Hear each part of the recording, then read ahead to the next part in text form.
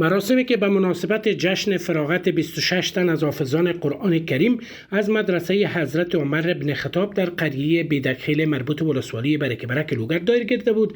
در آن شماری از مسئولان امارت اسلامی، شیوخ، عالمان دین، موسفیدان، مجاهدین و جوانان اشتراک ورزیده بودند. در همین حال عالمان دین پیرامون فضیلت قرآن عظیم و شان و جایگاه حفظ کتاب الهی در جامعه صحبت نمودند. از مردم خواستند که قرآن مجید را سرمشق زندگیشان قرار دهند و فرزندانشان را با مختن حفظ کلام الله شریف تشویق کنند و بر حمایت از مدارس دینی نیز تاکید کردند. انسانان پسینو که چه څومره امراض دي، که ظاهری امراض دي که باطنی امراض دي، قرآن کریم دی دو امراض لپاره شفا ده.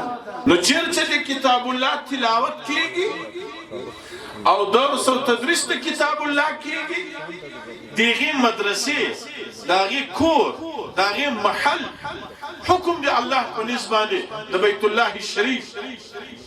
از سوی دیگر مسئولان میگویند که در مدرسه حضرت عمر بن خطاب در قریه بیدکخیل ولسوالی برکه لوگر بیش از 100 تن حافظان مصروف حفظ قرآن مجید هستند که به تازگی به تعداد 26 تن آنان فارغ و دستار فضیلت بستند. الحمدلله موږ د مدرسې نه نن شپږ 20 نفر حافظان فارغان سو. دغه شپږ 20 نفر حافظان هغه حافظان دي چې حفظ دوره مکمله کړې ده.